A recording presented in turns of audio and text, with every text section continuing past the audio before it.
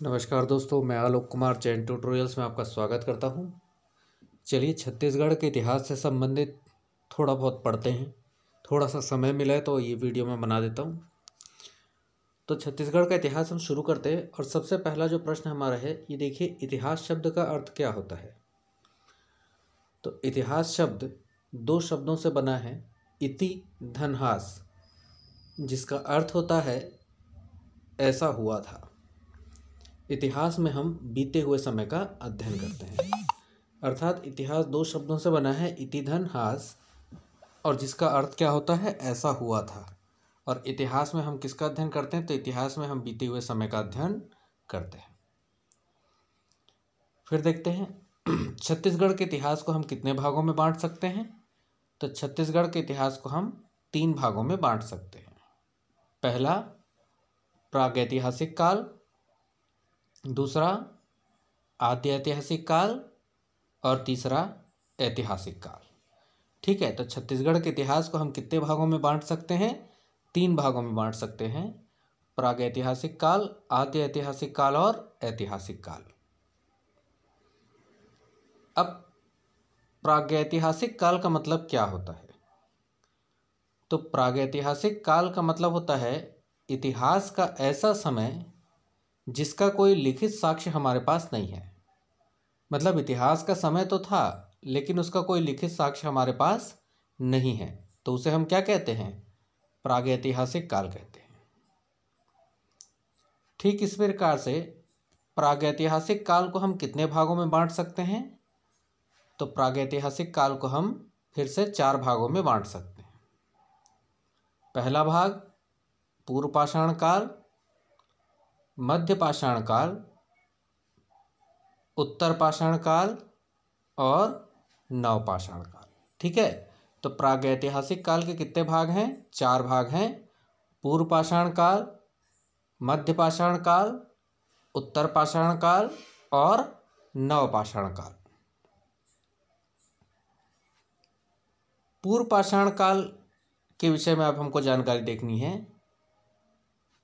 तो जो पूर्व पाषाण काल था, ये पाषाण काल का सबसे प्रारंभिक समय था। इस काल के साक्ष्य के रूप में छत्तीसगढ़ में रायगढ़ जिले में सिंघनपुरी की गुफा है, वहां से इस काल के साक्ष्य के रूप में हस्तचलित कुदाल मिली है।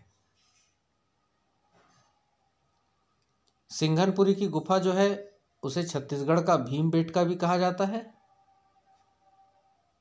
सिंघनपुरी की गुफा रायगढ़ के चंवरढाल पर्वत गिरिपथ का हिस्सा है।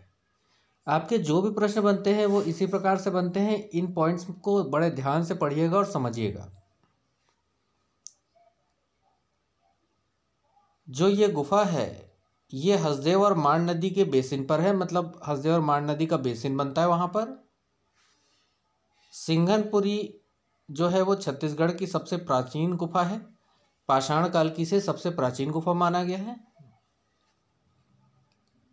सिंघनपुरी की गुफा की खोज 1910 में एंडरसन ने की थी, जबकि इसका प्रकाशन दस्तावेजों में कब किया गया, 1918 में। सिंघनपुरी की गुफा का विस्तृत अध्ययन अमरनाथ दत्त ने किया था 1923 के आसपास। सिंघनपुरी की गुफा से जो शैल चित्र मिले हैं उसको इकट्ठा करने में, एकत्र करने में लोचन प्रसाद पांडे, एन घोष और डी.एच. गार्डन का विशेष रूप से योगदान रहा है। सिंघनपुरी की गुफा से प्राप्त जो शैल चित्र मिले हैं वो गेरुए या लाल रंग के हैं और इस लाल रंग का कारण आयरन ऑक्साइड हो सकता है।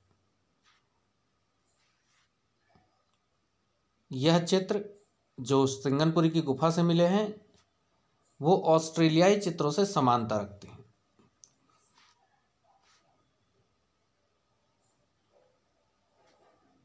यहाँ पर जो चित्र मिले हैं उनमें मनुष्यों ने मुखौटे लगाए हुए हैं, मतलब इस प्रकार का चित्र मिला है जिससे ये हमें ऐसा लगता है कि मनुष्य ने क्या किया है, मुखौटा लगाया हुआ है।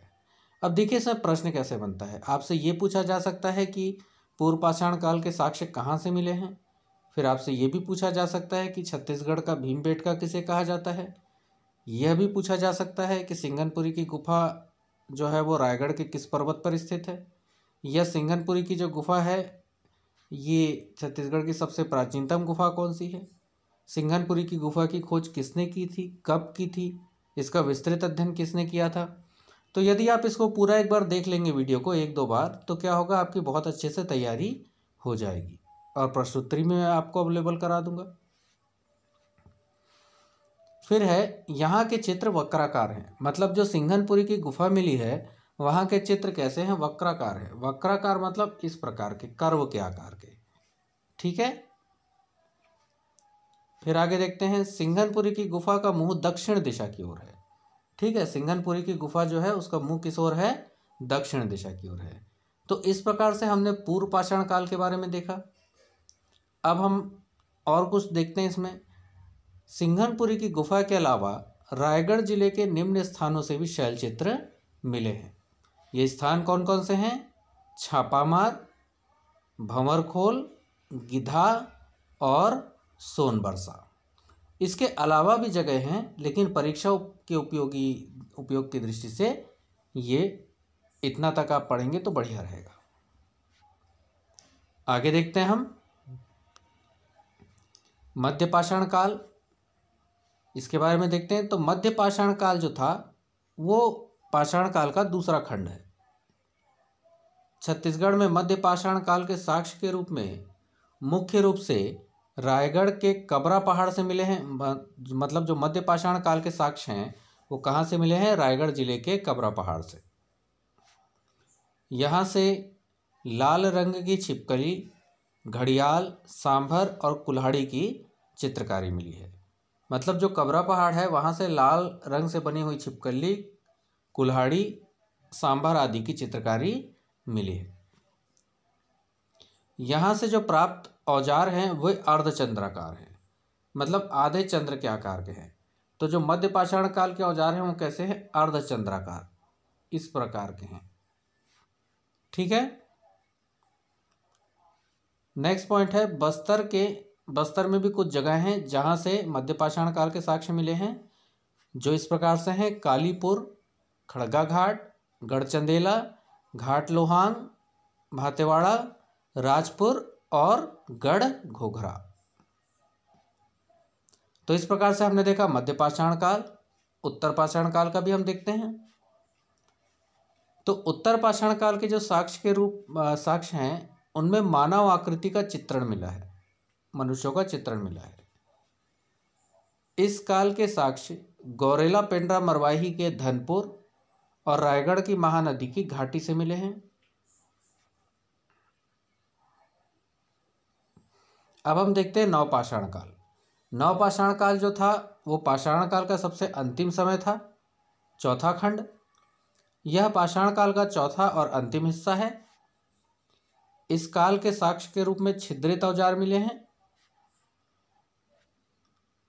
इस काल के लगभग 27 शैल चित्र जो है वो बालोद जिले के चितवा डोंगरी से मिले हैं, जिनकी खोज की थी भगवान दास बघेल और रामेंद्र मिश्र ने।